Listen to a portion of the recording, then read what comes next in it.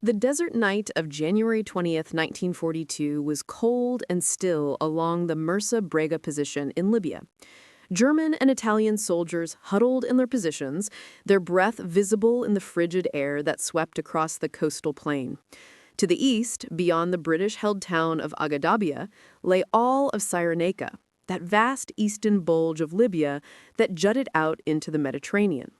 For the past 6 weeks, this territory had belonged to the British Eighth Army, hard-won during the brutal fighting of Operation Crusader.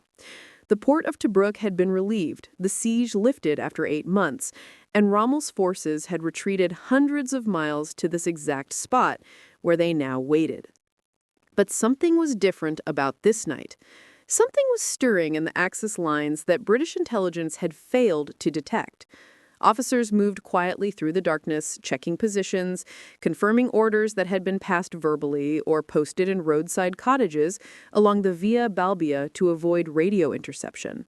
Tank commanders briefed their crews in hushed tones. Artillery batteries that had remained conspicuously silent for days prepared to open fire. In just a few hours, at 8:30 in the morning, Erwin Rommel would launch a counteroffensive that would shock the British, recapture most of Cyrenaica in less than 2 weeks, and demonstrate once again his uncanny ability to strike when his enemy least expected it. This is the story of how Rommel tightened the noose around Cyrenaica in January and February of 1942, transforming what appeared to be a desperate defensive position into a lightning offensive that would push the British back to the Gazala Line and set the stage for the climactic battles to come. It is a story of surprise, speed, and the peculiar dynamics of desert warfare, where logistics often mattered more than courage, and where the pendulum of war swung back and forth across the same barren landscape with dizzying regularity. Setting the stage, the end of Crusader. To understand what was about to happen in January 1942, we need to go back just a few weeks to the conclusion of Operation Crusader.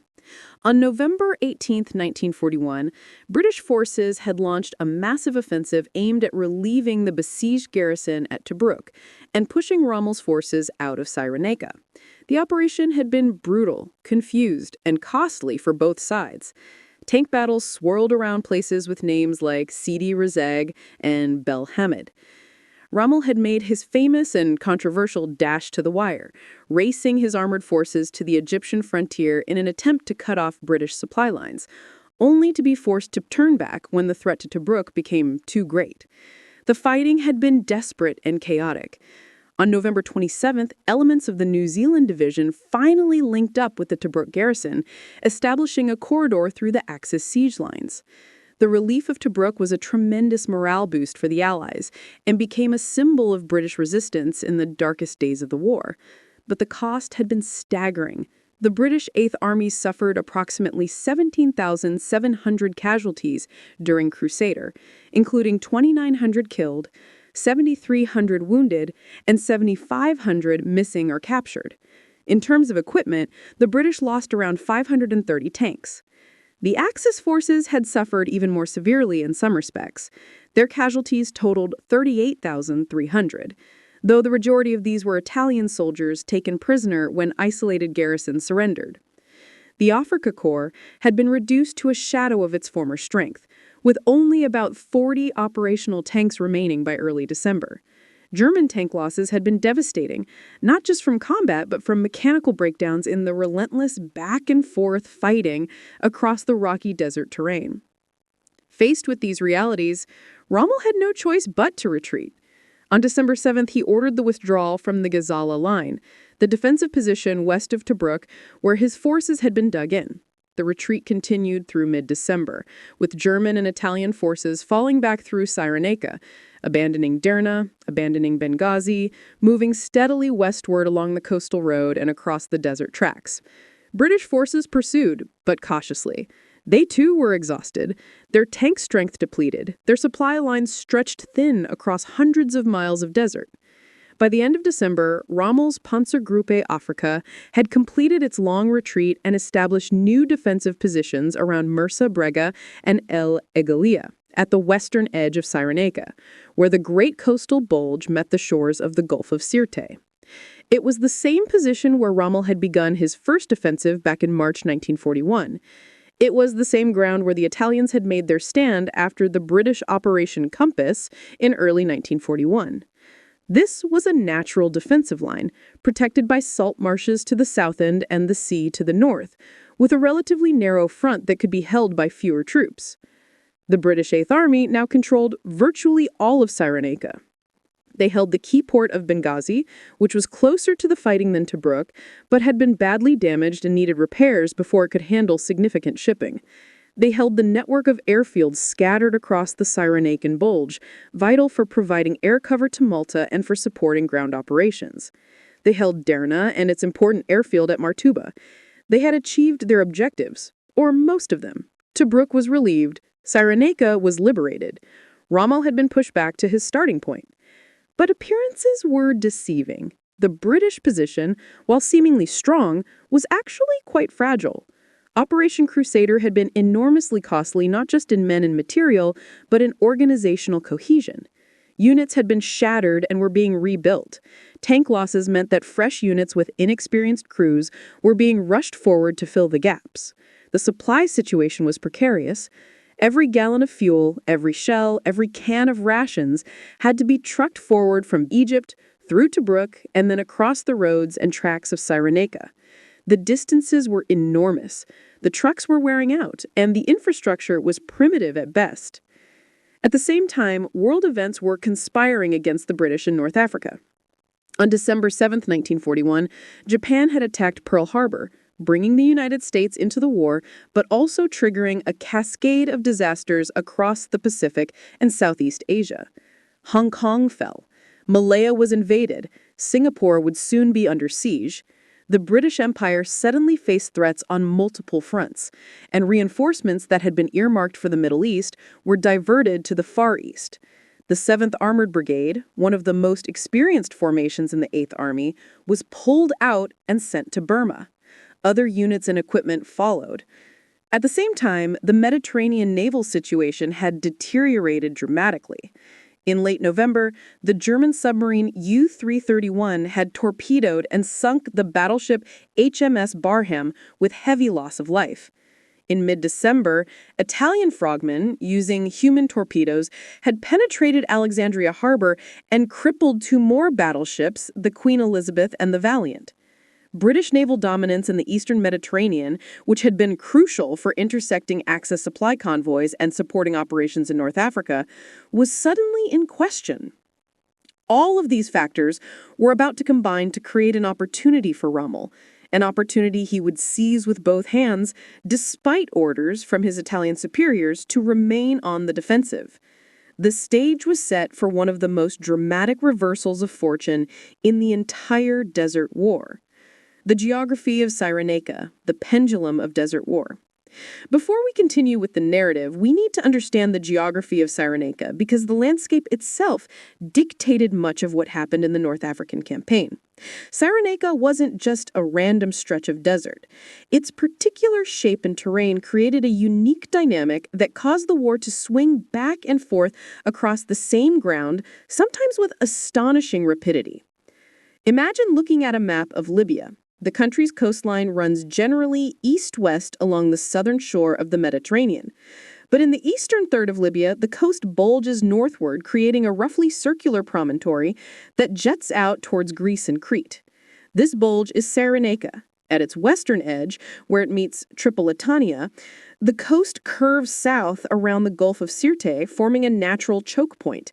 At its eastern edge, the coast again runs more directly east-west towards the Egyptian frontier. The coastal plain of Cyrenaica was where civilization existed in this part of the world. A single paved road, the Via Balbia, built by the Italians during their colonization of Libya, ran along the coast connecting all the major towns. Starting from the Egyptian border, the road passed through Salem and Bardia, then reached Tobruk, the only truly good natural harbor between Alexandria and Egypt and Benghazi. From Tobruk, the Via Balbia ran westward through Gazala, then up to Derna, and its nearby airfield at Martuba. From Derna, the road curved around the top of the Cyrenaican bulge, descending gradually to Benghazi, the largest city in Cyrenaica and its commercial center. From Benghazi, the Via Balbia turned south, following the coast down to Agedabia at the base of the bulge, then continued westward to El Agheila and Mursa Brega, marking the boundary between Cyrenaica and Tripolitania. The distances were substantial. From Tobruk to Benghazi was about 350 miles along the coastal road. From Benghazi to El Agheila was approximately another 250 miles. These were not short hops, but long, grinding journeys across difficult terrain. But here was the crucial feature of Cyrenaican geography. There were two ways to move across this bulge. You could follow the Via Balbia around the coast, a journey of 600 miles from Tobruk to El Agheila. Or you could cut straight across the interior of the bulge, across the desert plateau, covering perhaps half that distance. The interior routes were rough, passable only. On the surface, Rommel's situation at the end of December 1941 looked dire. His Panzergruppe Afrika had been mauled during Operation Crusader. The Afrika Korps, the German armored element that was the striking force of his army, had been reduced to about 40 operational tanks. His Italian allies were dispirited and exhausted.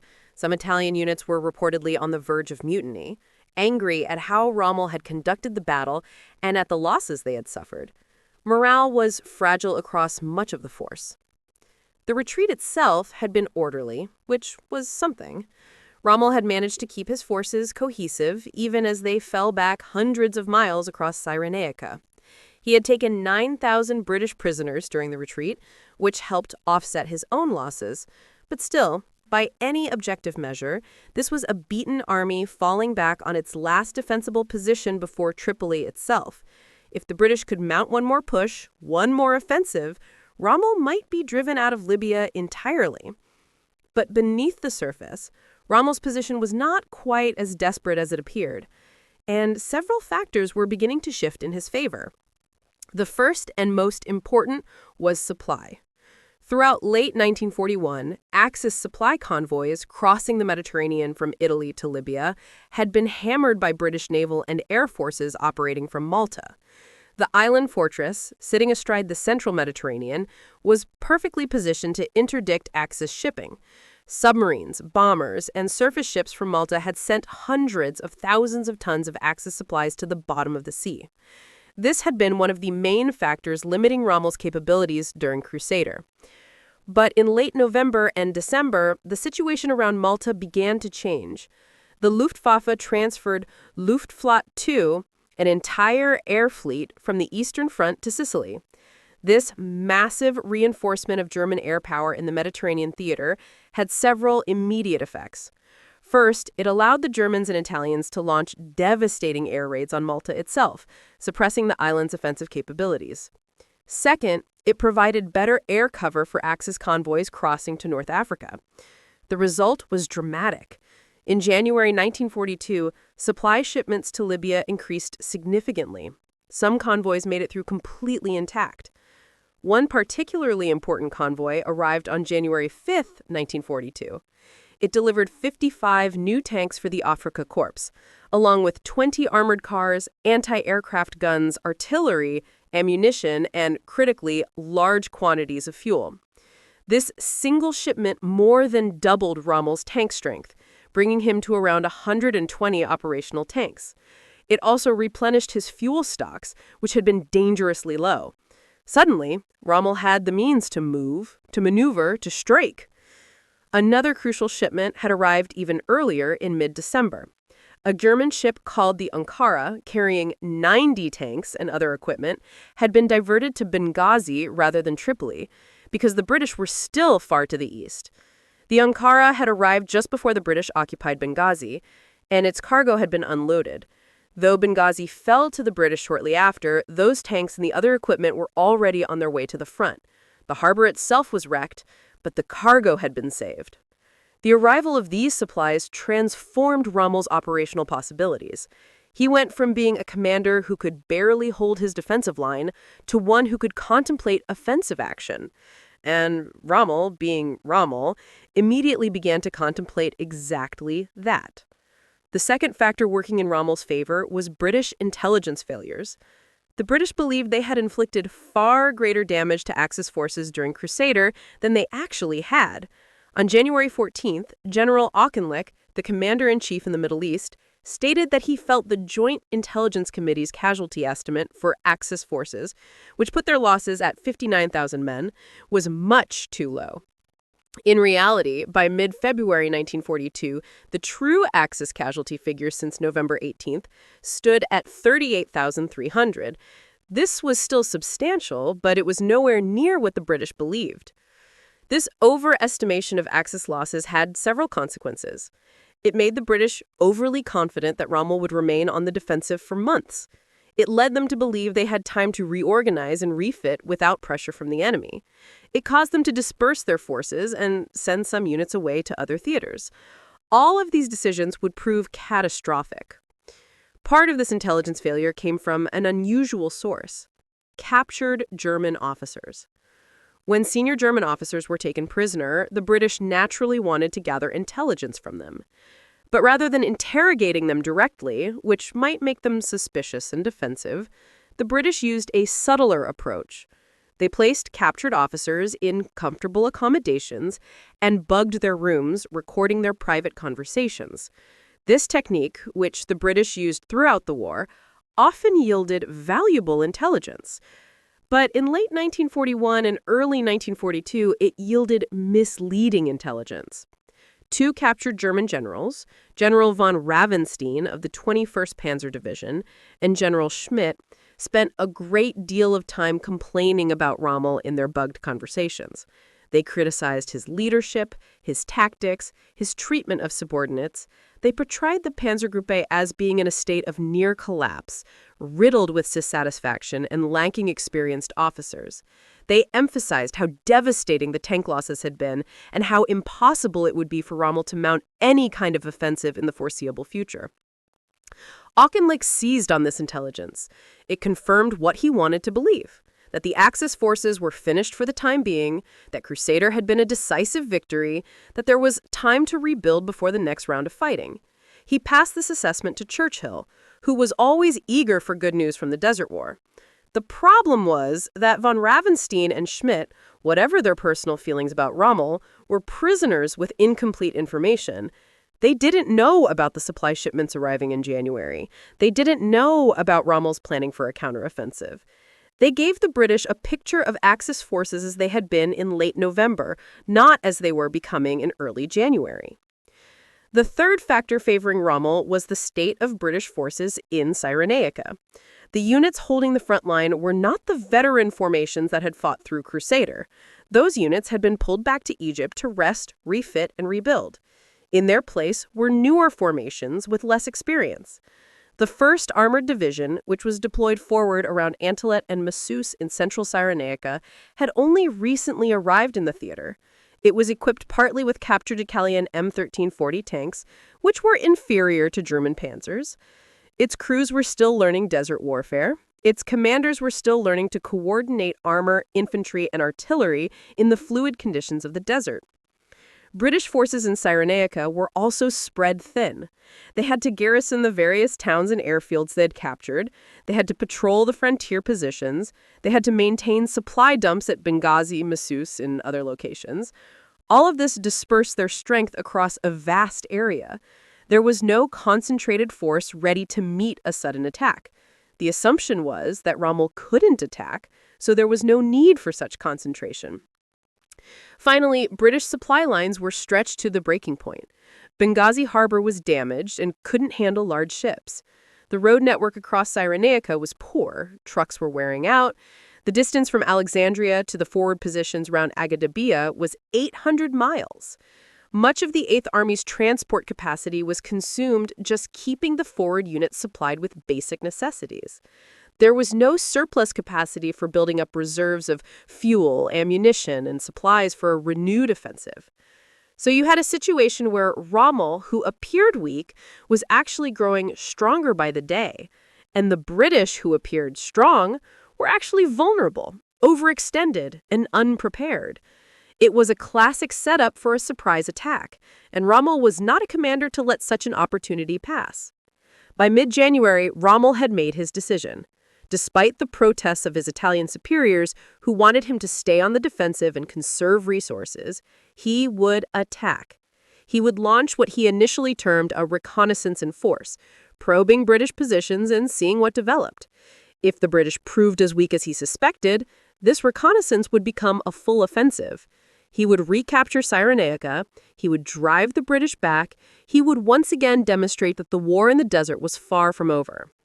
On January 16th, Rommel flew to Germany to brief Hitler and the German High Command on his plans and to request additional resources. He returned to Africa on January 19th, ready to launch his attack. Everything was in place.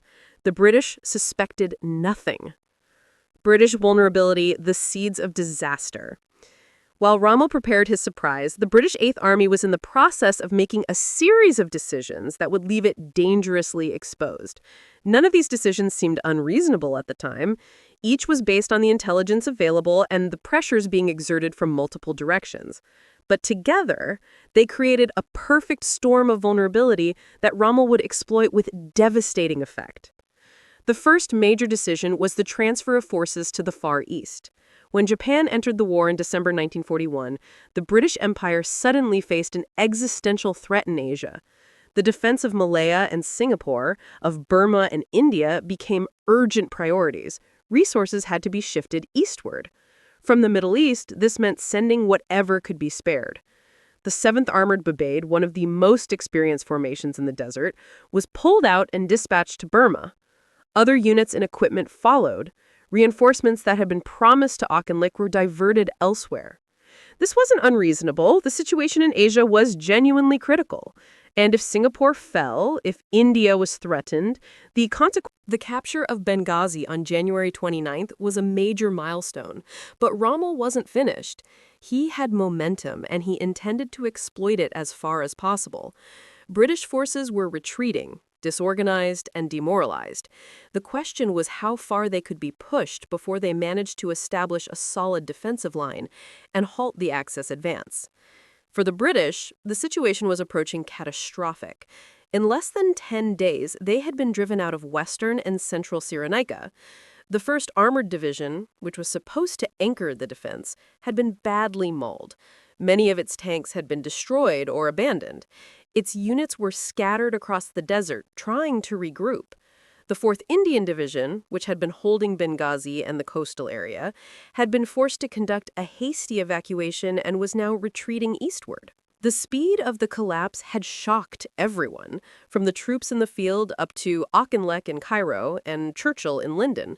Just 2 weeks earlier, the assumption had been that Rommel was finished for months, incapable of any offensive action. Now he had recaptured half of Cyrenaica and was still advancing. How had this happened? What had gone wrong? Those questions would be asked for years to come, but in late January 1942, the immediate concern was stopping Rommel before he retook all of Cyrenaica and threatened to Brooke again. For the German and Italian troops advancing through Cyrenaica, the campaign was taking on an almost surreal quality. They were driving through territory they had retreated through just weeks before. They were reoccupying positions they had abandoned. They were capturing British supply dumps filled with equipment that had perhaps been captured from them during Crusader. The war in the desert was revealing its fundamental character. A back-and-forth struggle across the same barren ground, with neither side able to achieve decisive victory, only temporary advantages that would inevitably be reversed. But for now, the advantage was firmly with the Axis. After capturing Benghazi, Rommel's forces continued pushing eastward and northward. The advance up the Via Balbia toward Derna proceeded steadily.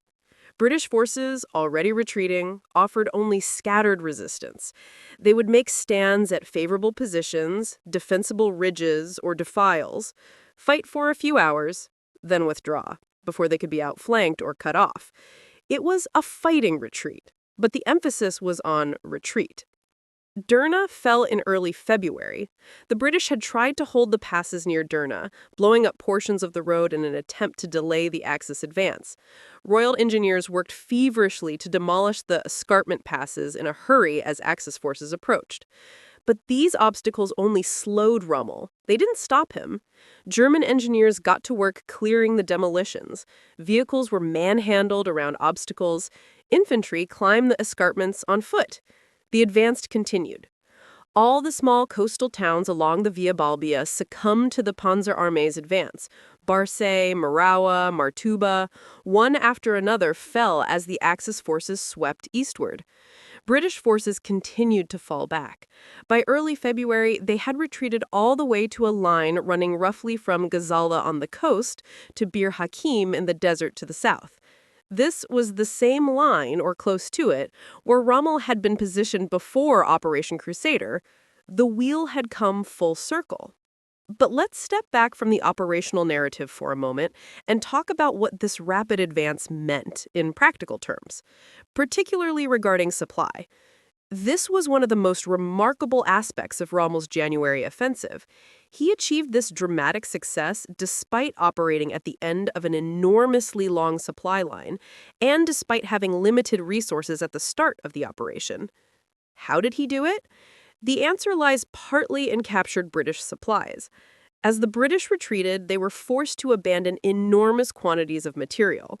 Some of it they tried to destroy, setting fire to fuel dumps and blowing up ammunition stores. But much of it they simply had to leave behind. There wasn't time to evacuate everything, and the trucks that might have carried supplies were needed to carry troops. The result was that German and Italian forces, advancing through Cyrenaica, found British supply dumps at Msus, Benghazi, and other locations.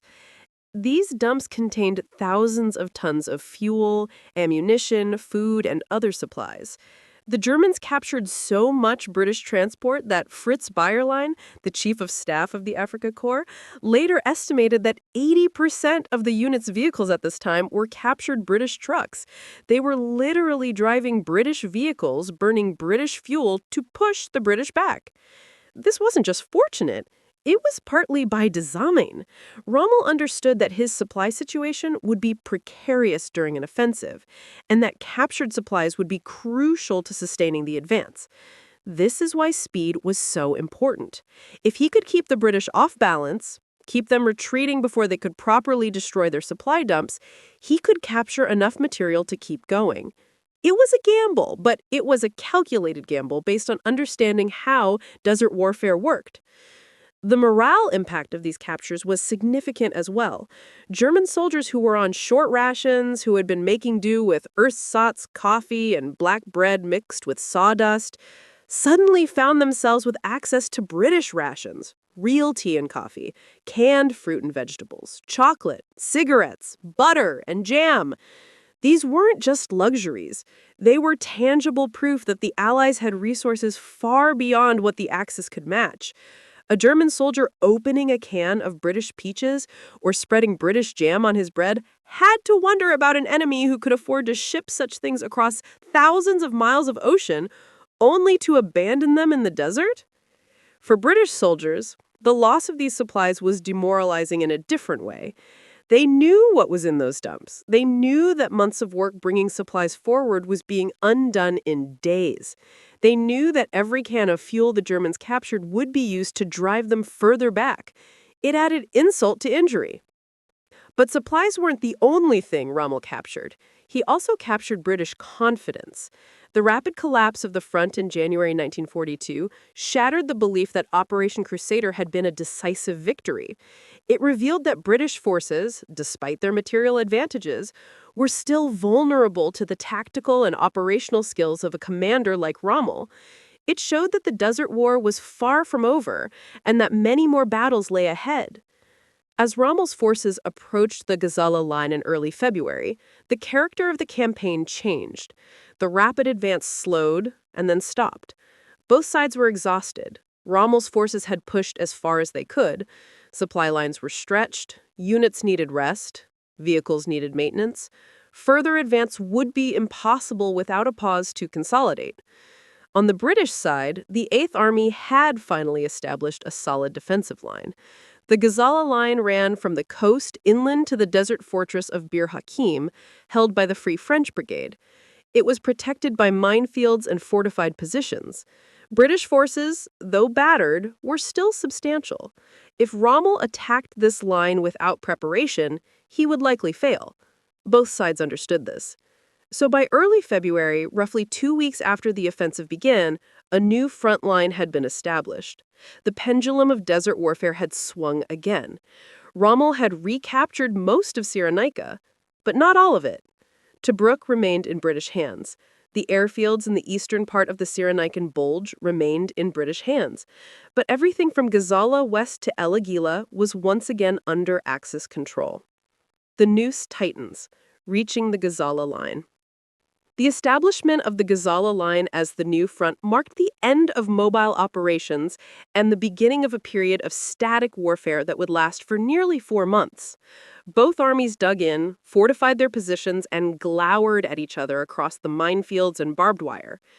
But before we move on to talk about the strategic implications of what had happened, we need to understand exactly what the Gazala Line was and why both sides chose to halt there.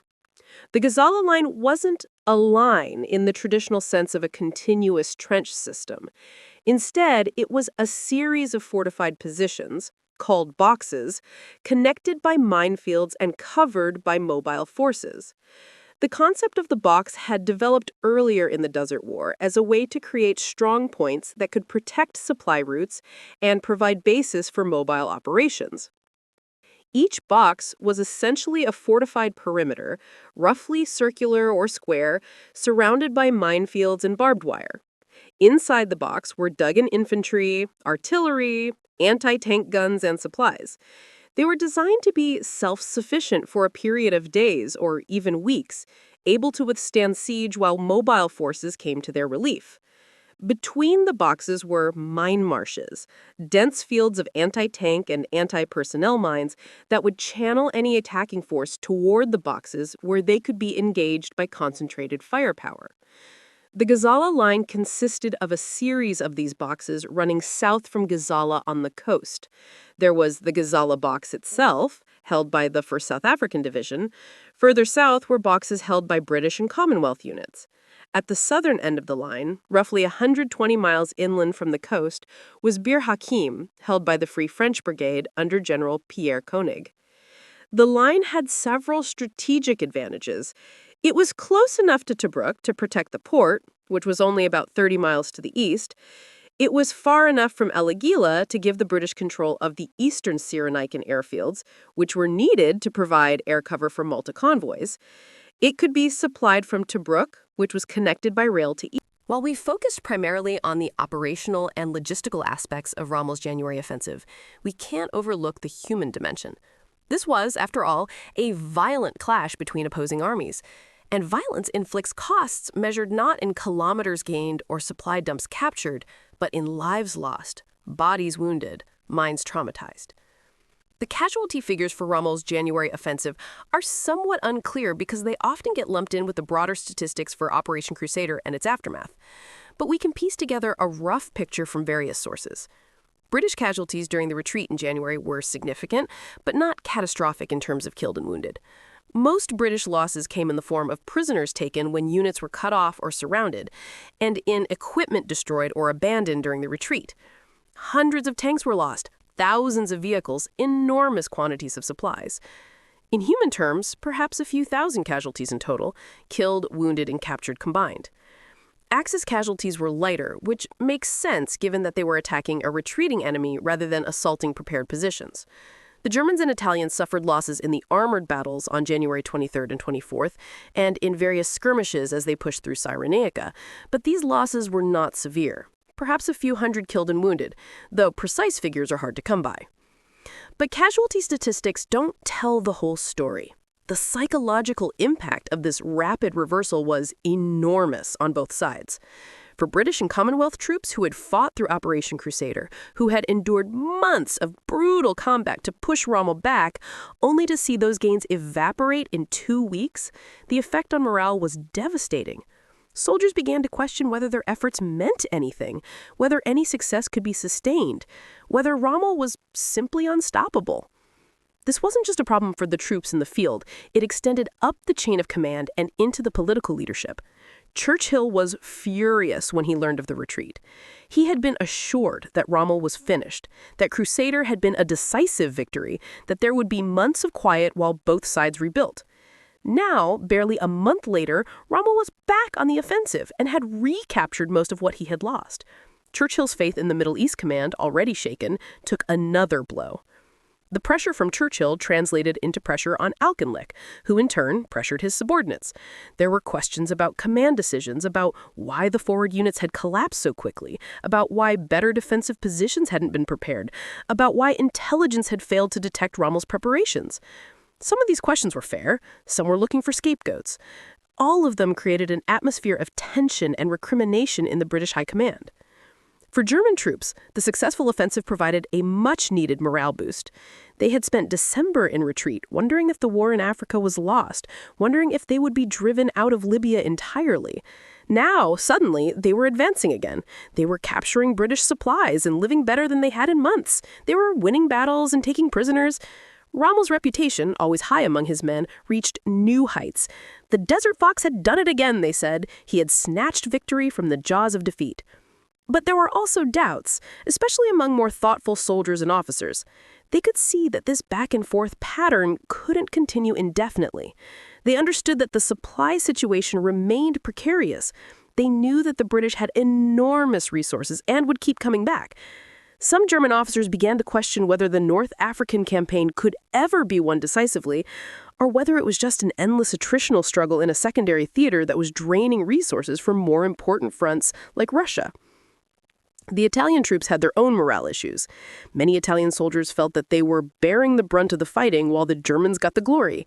They felt that Rommel didn't respect Italian capabilities and gave Italian units the most difficult or least important missions.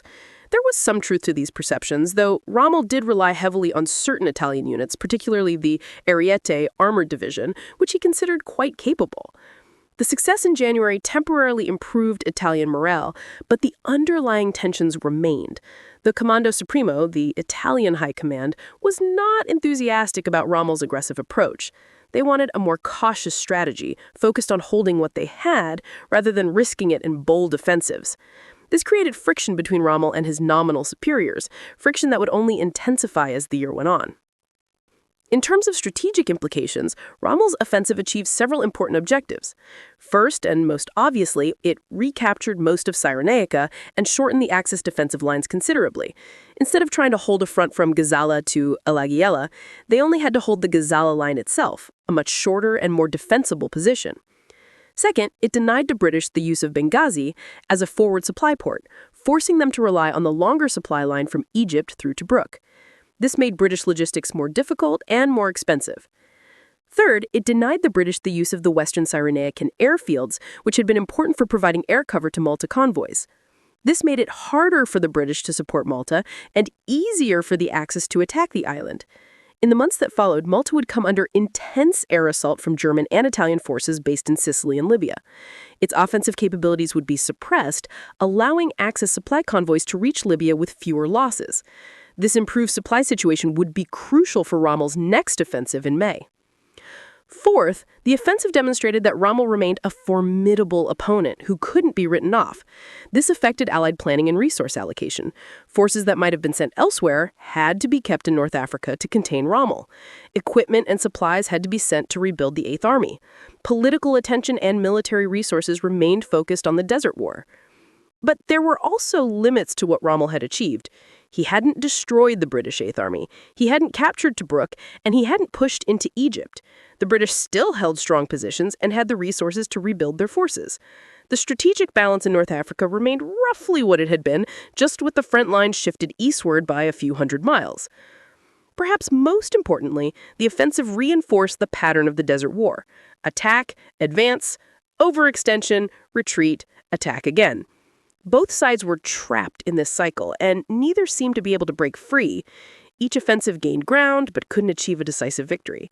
Each defense eventually gave way to a counteroffensive. The war would continue, grinding on through 1942 and into 1943, consuming men and materiel in a theater that both sides considered secondary, but neither could afford to abandon. Conclusion. The pendulum swings again. As February 1942 drew to a close, a new status quo had been established in North Africa.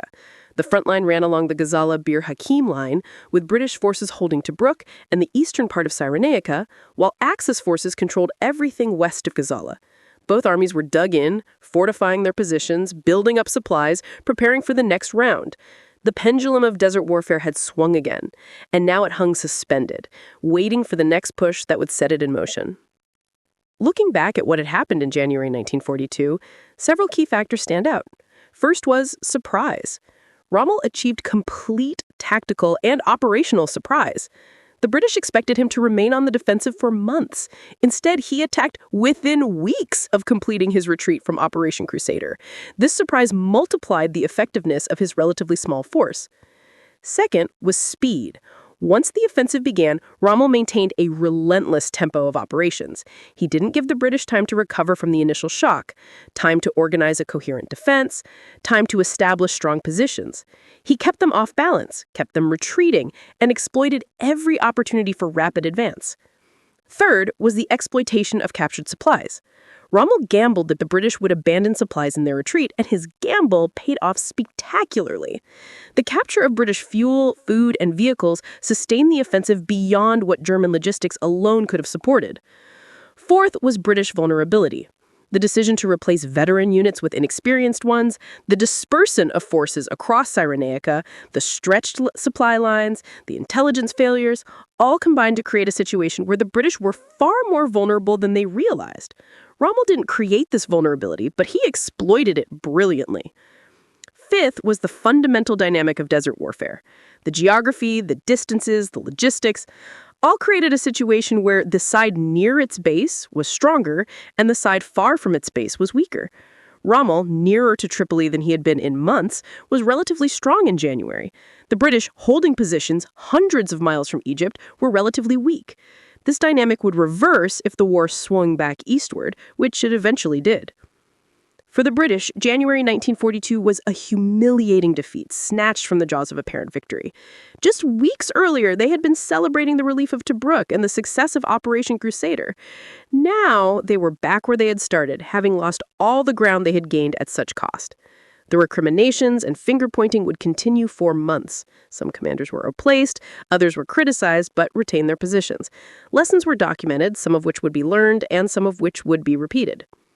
For German and Italian forces, January 1942 was a remarkable success achieved with limited resources at a time when the situation had seemed hopeless. It proved once again that Rommel was a master of mobile warfare, a commander who could seize fleeting opportunities and turn them into significant operational gains. But it also illustrated the limits of what could be achieved without adequate resources, without control of the sea lanes, without the ability to sustain deep advances. Rommel had recaptured Cyrenaica, but he hadn't won the campaign. That would require another battle, a bigger battle, and that battle would come at Gazala in May. The stage was now set for the next act in the desert drama. Both sides would spend the next 3 months preparing. Supplies would be accumulated, units would be reinforced and retrained, plans would be drawn up, intelligence would be gathered. And sometime in late spring, when both commanders judged the time was right, the fighting would resume. The pendulum would swing again. But that is a story for another day. For now, in February 1942, there was a pause, a breathing space, a chance for soldiers on both sides to rest, to write letters home, to repair equipment, to wonder what would come next. They didn't have to